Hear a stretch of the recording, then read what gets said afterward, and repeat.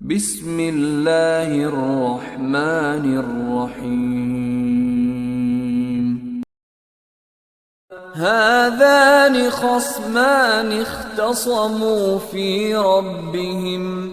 فالذين كفروا قطعت لهم ثياب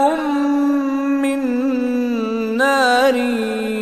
يصب من فوق رؤوسهم الحميم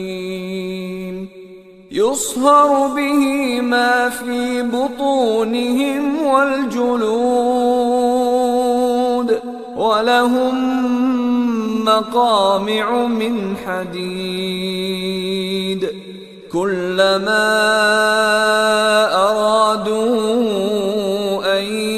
يخرجوا منها من غم